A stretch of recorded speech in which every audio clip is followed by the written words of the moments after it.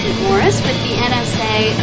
We have identified some very, very interesting anomalous type of aircraft. Traffic is quite luminous and is exhibiting some non-ballistic motion, over.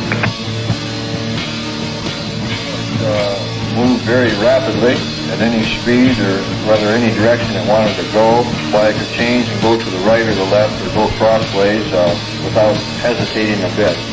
What do you think it was? Well, if they call it a flying saucer, that's what it is.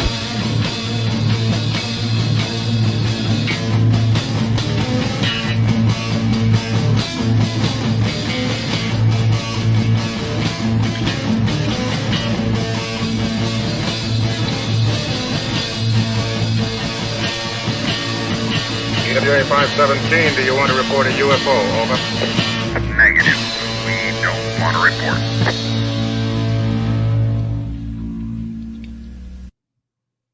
Look, it wasn't my worst Wednesday night.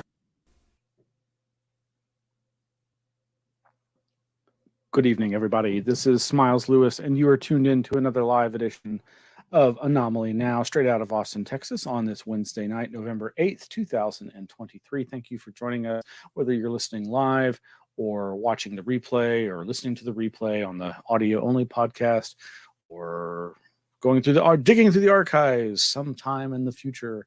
This is Miles Lewis with Anomaly Now, the weekly live news roundup show for the 501c3 nonprofit Anomaly Archives, aka Scientific Anomaly Institute, headquartered here in the heart of Texas, Austin, that wonderful, weird city that everybody keeps moving to. And you'll know it too if you visit, from the insane traffic. Oh, it's wonderful. Well, man, it has been like 5 weeks since we did this live show. I believe it was October 4th when I last was talking to you, our listeners and viewers, live and streaming through our various Facebook, YouTube, Twitch, Twitter, even my personal LinkedIn page occasionally, and other places. You just never know. We've got a lot of outlets that we can stream through, and we are very happy for that privilege.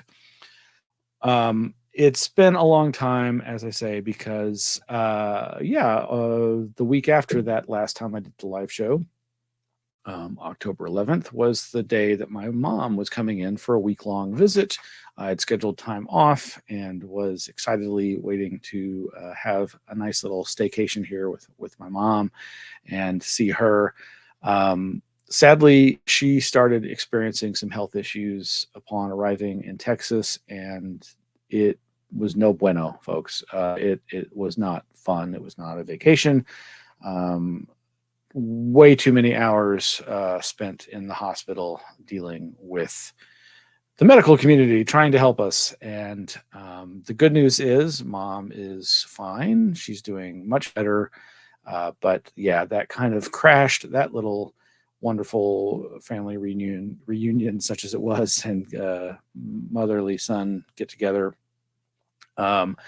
And ever since, it's been just a little rough, and have not been able to do these live shows. But you aren't here to hear all about all that. But if you've been paying attention, you know that we usually, are about this time, show the website and the places that you can find us online. Of course, our website is anomalyarchives.org, and you can find links to all of our past events and our material. Our goal and mission is the preservation of materials related to the anomalous, whether that be UFOs, consciousness, parapsychology, crop circles, Atlantis, all the things, Bermuda Triangle, cryptozoology, the things that people, particularly science people, often disrespect, disregard, disavow. And you can find links to all kinds of stuff there, including the archives of this show and links to the audio-only podcast version. You can find videos of our former location that was so wonderful, and see the aisles and aisles of books as I give a tour. If you'd like to write to us, you can write to us at our new P.O. Box. That's Anomaly Archives, P.O. Box 152252, Austin, Texas 78715. that P.O. box is there on the website, anomalyarchives.org. There's even a phone number you can call, 512-842-9046, to leave voicemail. And there's also a link there to something that is going to be going away very, very soon. And that is the Anomaly Archive. Whoa, just let that go. The Anomaly Archives merch store over at Shopify. You can find the link there at the website. That's anomaly-archives.myshopify.com. And you can find all these wonderful products. You can get your coffee mugs, your Anomaly Archives coffee mugs, your t-shirts with the wonderful Red Junkie RPG Miguel Romero artwork that he designed, and mouse pads, the whole gamut of stuff. But that merch store is going to be shutting down within 30 days, or about 30 days from now. And that product may or may not be available for a very, very long time. So if you're interested, go check that out. It supports our 501c3 nonprofit efforts at preservation of all these important materials, on dealing with the subjects that we have been telling you about. If you don't know, we were founded in 2003, so this is our 20-year anniversary, and we are really still hoping to find a new physical location to make it easier for folks to visit the 7,000 plus books, the thousands of periodicals and paper files and digital files and media files, some of which, of course, get digitized and uploaded to the website and other outlets. So meanwhile, if you go to our website, you can also see our wonderful Flipboard, where we aggregate all of our news articles. That is flipboard.com/@Anomaly Archives. And there's a link there that will then take you to the actual aggregator that has just thousands and thousands of articles. I think it's, oh my gosh, over 21,630 archived page flips, and over 10,300 stories. I'm not sure what the difference between a page flip and a story is, but there you'll see some of the things that we'll be briefly covering tonight in this live weekly news roundup. There is just a ton of stuff, as there always is, and of course it's been piling up since we haven't been doing this live show for the past several weeks. Some of the stuff I don't know if we're going to, well, I know we're not going to get to, but I'm really excited. I want to read some of these. Trail in upstate New York town, reportedly a time vortex. There's a small trail in upstate New York that is may have such a strong magnetic pulse it can reportedly cause hikers to hallucinate and lose time. That's from WRRV.com with reportage from Nick Kessler. Another one is consciousness part of the fabric of the universe. I'd say yes. That's from Scientific American by Dan Falk. More than 400 years ago, Galileo showed that many everyday phenomena, such as a ball rolling down an incline or chandelier gently swinging from, well, you'll have to go to the link to find out more about that. And this video, which I did get to watch, and is quite cute. Dolphin megapod caught on camera. This is a PBS Nature show on their YouTube channel. But what gets me is this megapod of spinner dolphins features two different drones. One is a drone dolphin, a spy dolphin, cruising along in and around the megapod of spinner dolphins, keeping an eye on it. I'm sure the spinner dolphins are just like, what is wrong with that guy?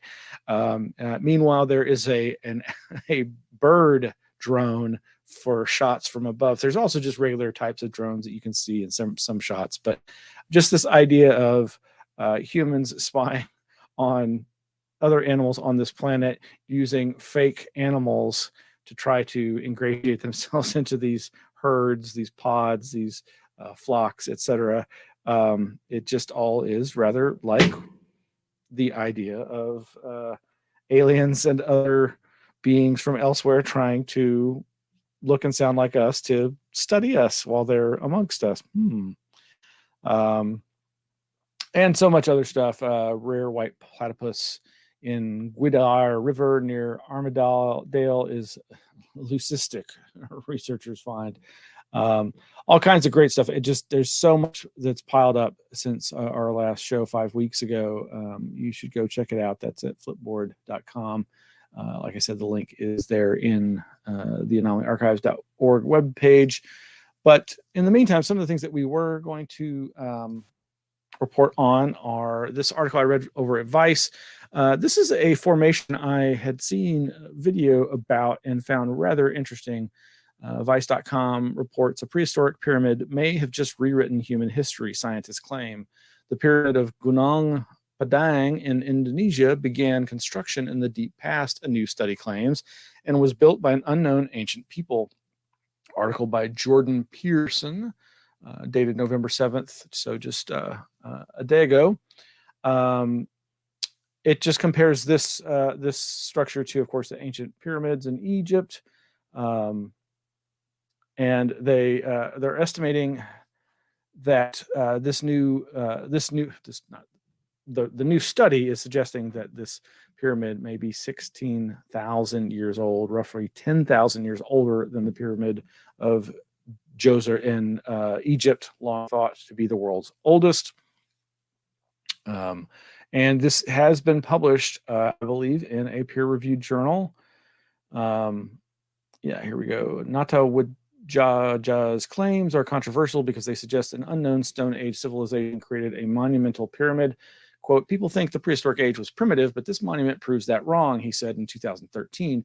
Since then, the team's work has been revealed in piecemeal. Last month, they published a study in the peer-reviewed journal Archaeological Prospection that concludes the oldest parts of Gunung Padang are 27,000 to 16,000 years old, based on a range of tests, including electrical resistivity tomography, ground-penetrating radar, seismic tomography, and core sampling, among other methods.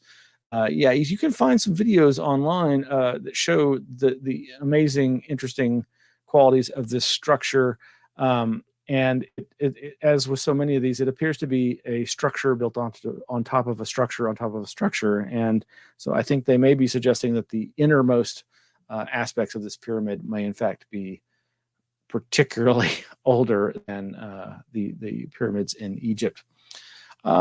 Good friend and coworker Shane turned me on to this website, unchartedx.com, which has an article and video that you can check out about these ancient marble, I believe they're presumed to be Egyptian pots, but Ancient Precision confirmed the last few months has been busy time for the Vase Scan team, led by Chris Dunn, Alex Dunn, and Nick Sierra. The team gathered in a precision lab in Danville, Illinois, to do a hands-on metrology inspection of several vases.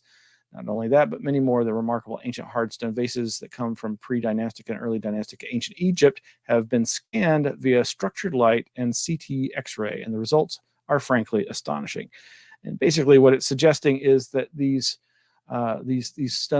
granite, I believe that it's granite pots are machine-like lathe, like they're so thin and so amazingly constructed that it was presumed that no civilization that far back had this capability. And of course, the question becomes how could this have been done? And as far as I can tell from what I've watched of these videos and seen of this team's work, they don't seem to be jumping to the "it was aliens" conclusion, which is of course a good place to start, meaning not to start that way, and just suggest that as seems to be being discovered more and more, that there are vast arrays of knowledge that the ancient civilizations had that was lost, and that we have a hard time imagining how they could be accomplished. So you'll want to check that out. So something that we've reported on before on this show is what I call the animal rebellion. These incidents that seem to be occurring perhaps increasingly around the world of different animal species, kind of going on the attack. Now, obviously, cetaceans and whales are the kinds of mammals that are known to have vastly more intelligence than a lot of other animals out there. And we've previously reported about these orcas that are seemingly targeting boats and ramming them and employing certain tactics that imply that there is some level of planning there that obviously implies intelligence, which we know they're intelligent. There's no doubt about that. But this article over at thesun.co.uk, I know it's not the most reputable site, but I think they're just reporting on the basics here. Whale rampage, orca sinks another boat off Gibraltar after relentless 45-minute attack by killer whales, quote, led by notorious White Gladys. White Gladys, a 25-foot-long mother orca, is believed by some to be the ringleader of the rampaging pod of killer whales. They did this attack, and it was the sinking of a yacht in the fourth incident of its kind in just 2 years. It is a pretty short article, but the ambush likely came from a notorious pod of whales led by an orca dubbed White Gladys, which has been apparently attacking seafarers for at least 3 years. The Polish company who were operating the boat said all attempts to rescue the boat failed before it sunk near a Moroccan port. The operator said the crew were, quote, safe, unharmed, and sound following the bizarre incident. Quote, despite attempts to bring the yacht to port by the captain, crew, and rescuers from the SAR Search and Rescue, port tugs, and the Moroccan Navy, the unit sunk near the entrance of the port of Tanger Med. Orca attacks on boats traveling through the Strait of Gibraltar, also known as Orca Alley, were first reported in 2020. One scientist even speculated that the killer whale could be acting in retaliation after a previous troubling incident. Alfredo Lopez Fernandez, a biologist from the Orca Atlantic Working Group, which is studying the encounter, said, quote, the traumatized orca is the one that started this behavior of physical contact with the boat. Scientists fear a, quote, critical moment of agony, such as a collision, may have sparked their aggression towards boats. And while there is no definitive evidence, speculate she may now be spurring fellow killer whales on to target vessels. Yeah, so there are other reports that they seem to be working in coordination. I feel for the whales. I really do.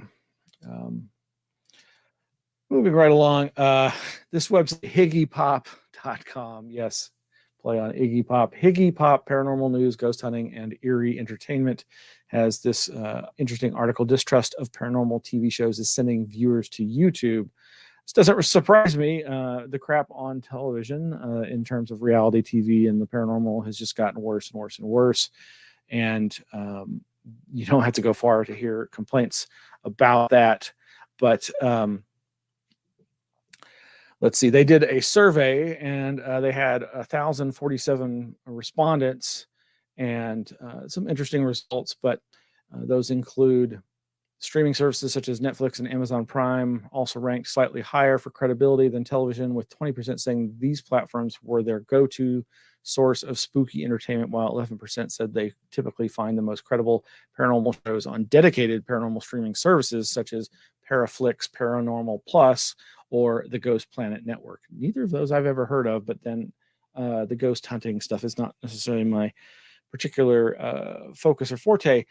But I commend them for doing this survey, getting over 1,000 response, and for pointing out that the TV reality shows focused on the paranormal and ghost hunting are floundering. I'm sure they're still making enough money to keep them going, but I've seen by some of the titles and subject approaches that are coming out of those channels are just really, really sad and pathetic, and actually probably doing more harm than good.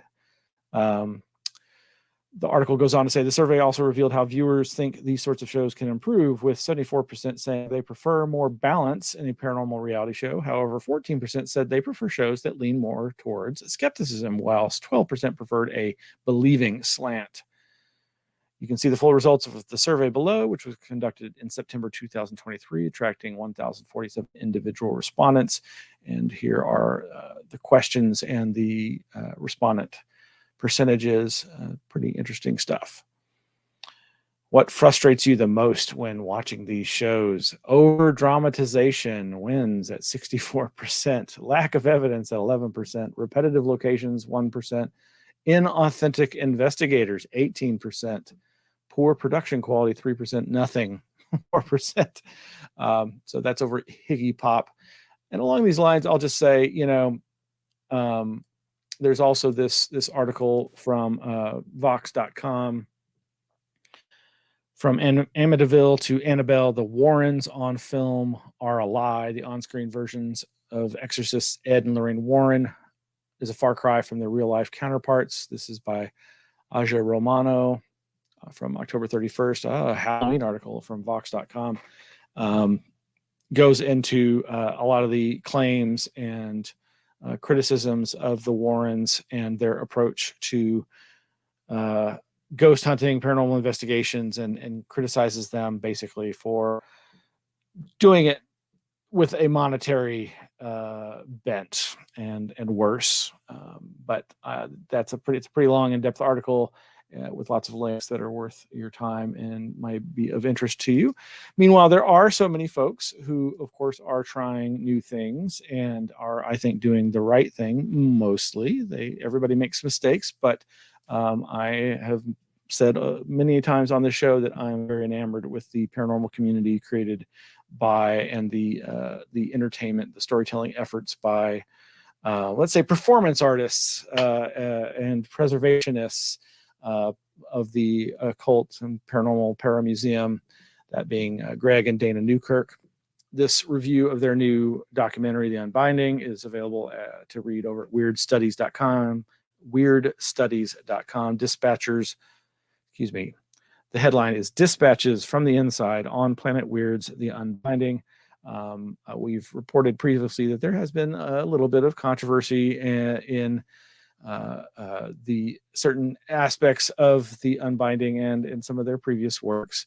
But I'll tell you, if you've spent even just a few minutes listening to their behind-the-scenes commentary, I think you'd know that a lot of those criticisms seem to be unfounded. And while the paranormal community, the UFO community, the anomalous community, all communities, especially those dealing with the unknown and the ambiguous, can always do a better job at vetting things and trying to work harder. But I think this couple have done more to make a inclusive community and an open-minded community about the nature of paranormal investigations and research and ghost hunting. And again, they're doing preservationist work. They're trying to preserve these artifacts and stories and trying to tell better stories. And I think all of that is a good thing.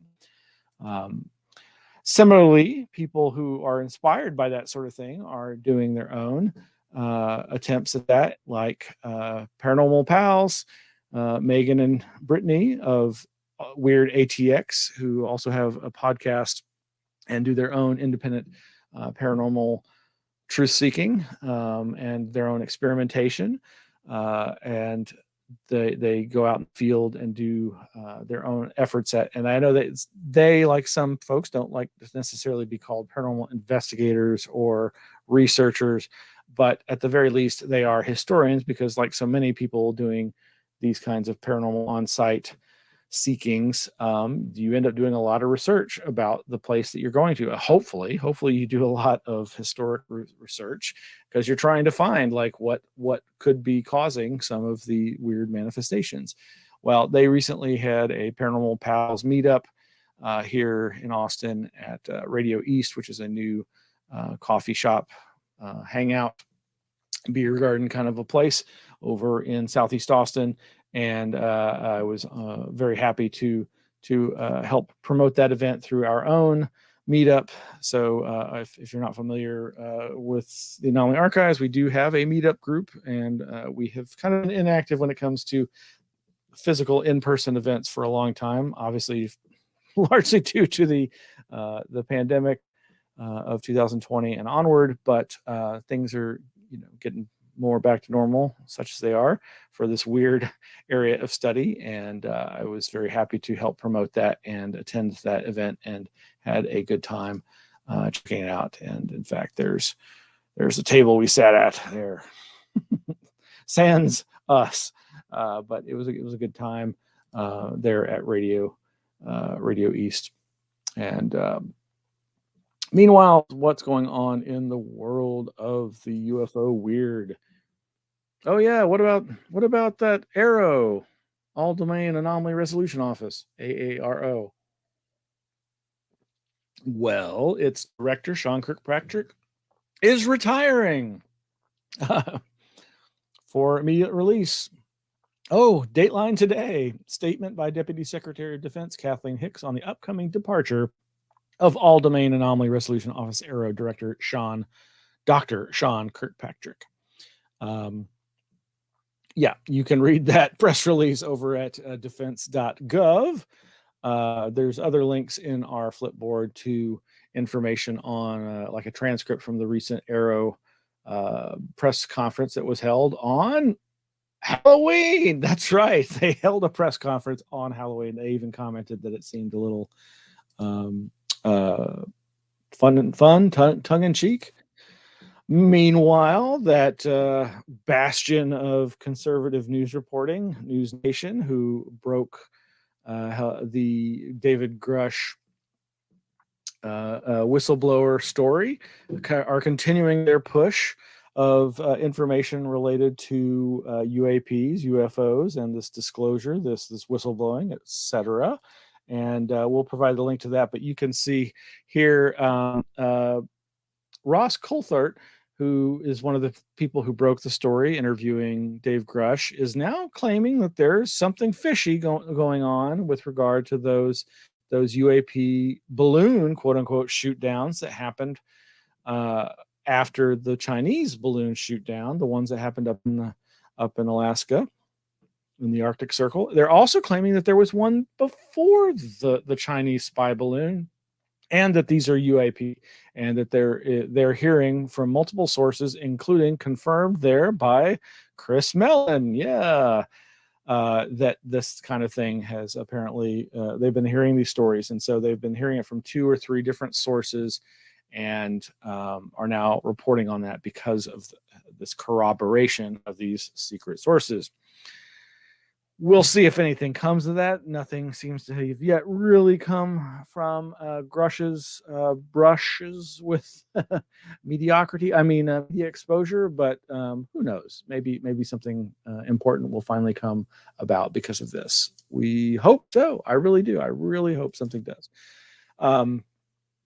Meanwhile, over on the internet, over at EuropeanConservative.com, I haven't had the chance to read this yet, but UFOs and aliens are probably not what you think. An interview with Diana Walsh Pasulka, that being her current nom de plume after her divorce, but yeah, that's what everybody knows her by, right? So Diana has a new book coming out, and she's been doing some promotion for that, and I'm sure this interview will be very interesting. I have not had the chance to read it, but we'll provide the link to that. But if you'd like to hear an interview with her that was in advance of this book, our good friend our good friend Greg, yes, he's a doctor of weird music, doctor of weird musicology, our good friend Greg Bishop over at Radio Misterioso did an interview back in May, or at least that's when he posted it, with Diana about this new book called Encounters, Experiences with Non-Human Intelligences. It's a very fascinating interview. There's other interviews out there with, I can't remember the host name, but anyway, check out this interview. It's worth your time, and I'm looking forward to reading the book and hearing more about Diana's continued investigations into belief systems surrounding the UFO phenomena and people's experiences with it, and that's I believe more the focus of this particular book. All right, well, we're getting close to an ending point, but I want to mention my good friend and helpful volunteer, Victor. Thank you, Victor. I see you there. Victor turned me on to this cute little comic strip over at Imager, and I believe it's by somebody. Is it Owen Broadcast. I hope I've never been to this site, but maybe their account's called Nighttail. I'm really not sure, but it's a cute little comic called Fishman. And folks who are interested in the idea of tulpas and creating entities like as was done in the infamous Philip experiment will probably get a kick out of this comic strip, because that's basically the premise. Some guy creates Fishman, and it's a nice little cartoon. I like it. Little comic strip. Older article that Victor also and I talked about with me off air. VUMC scientists record powerful signal in the brain's white matter. And if I'm understanding this article and what they're talking about, it basically seems to boil down to this idea that to me is kind of like my founding principle when it comes to understanding strange phenomena and versus mainstream science. And that is, mainstream science, like anybody who's trying to learn something quickly, goes after the low-hanging fruit. You go after the things that are easiest to study with the instruments you have, and the things that are harder to study because you don't have the proper instrumentation, or that seem to be giving you a weaker signal that's harder to study, are not going to get your attention until you finally get around to it. And that's what this article seems to be talking about.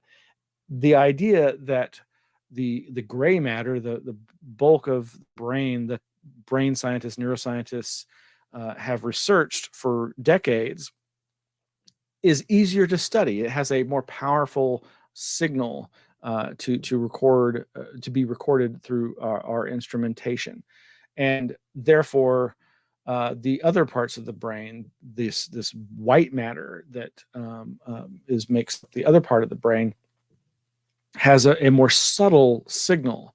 And it's only because of new technology that we've been able to start recording and analyzing those subtle signals. So there may be a lot more to learn there. There probably is. But that's something that you might want to check out. And I'm sure we'll be hearing more about that in the coming years, decades, and who knows. Lastly, I guess I will end with this this article here. This article was, I think, originally published in the New York Times, but you can read it without having to deal with the paywall over at dynews, DNYUZ.com. It doesn't immediately seem UFO, paranormal, Fortean related, but I think it's an important article for a number of reasons. It's titled "A Secret War, Strange New Wounds, and Silence from the Pentagon." And this, again, is over at dnyuz.com. It's a very long, well-written article that goes into great detail about a group of soldiers who are experiencing a very terrible assortment of experiences. It opens with this very stark paranormal-seeming imagery. When Javier Ortiz came home from a secret mission in Syria, the ghost of a dead girl appeared to him in his kitchen. She was pale and covered in chalky dust, as if hit by an explosion, and her eyes stared at him with a glare as dark and heavy as oil. The 21-year-old Marine was part of an artillery gun crew that fought against the Islamic State, and he knew that his unit's huge cannons had killed hundreds of enemy fighters. The ghost, he was sure, was their revenge. Well, no, this is not a paranormal article.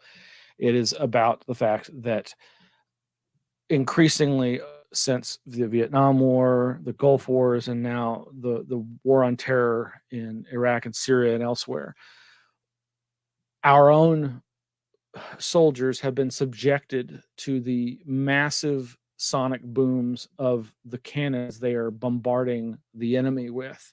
And those sonic booms are probably scarring their brains at a nano level. And so that scarring can't be detected until they're dead and their brains can be examined. But mice who are subjected to the same kinds of stimulus exhibit this same kind of nano level brain scarring. And the effects, of course, are very similar to PTSD and worse. And of course, as has happened in innumerable cases with the military and the government, people, these kinds of things don't want to be acknowledged. They aren't acknowledged. They're drummed out of the military right when they need the military's help the most, the VA hospitals the most, and they lose access to the medical care that they so desperately need because of what they've been through, and they have no way of proving that it has anything at all to do with that until maybe they're dead and their brains can be examined.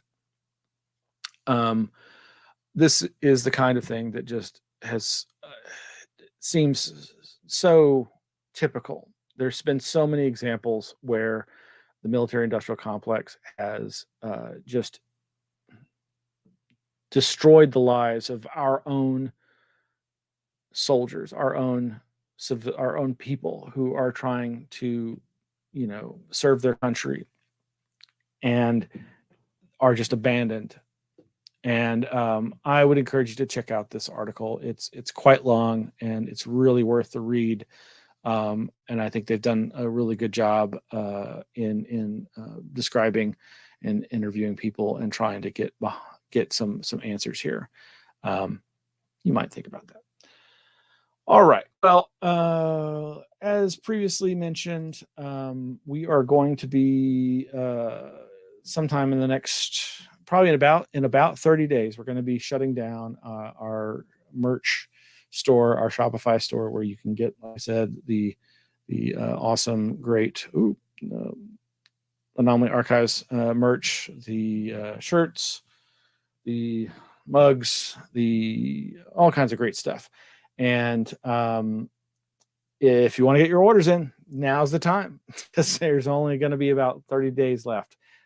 So check it out. Don't know when we'll be able to offer that again in the future, but it's some great stuff, and I highly recommend you do it. It helps support our efforts here, but if people don't buy it, then it just costs us money to keep the store open. So please help. All right. And on that note, here's more about the wonderful artwork and merch. Behold the Anomaly Archives poster. Gaze upon its magnificence. But please keep it down, for there is Shashi the alien. Do not be alarmed. But who is that mysterious MIB digging deep into the files? Steady your gaze. Patty the cryptid is elusive, and to catch even a faint glimpse is quite an achievement. Thrill at the horror of a living challenged apparition who has stopped by to study a forgotten tome. Elsewhere, scattered about, the keen eye will observe artifacts of sacred and forgotten lore. After a long gaze one may grow envious and wish to possess a physical manifestation of this grand visage. What once seemed like an insurmountable expedition is now made into an effortless side quest. For now, at the Archives shop, one can find this thrilling representation available for acquisition, where, among the usual wares, denizens of this fair land will find this and other scrolls, exquisite apparel, hot beverage drinking vessels, and a plethora of other treasures. Enough to satisfy the desires of any who seek the most elusive emotion of all, fulfillment.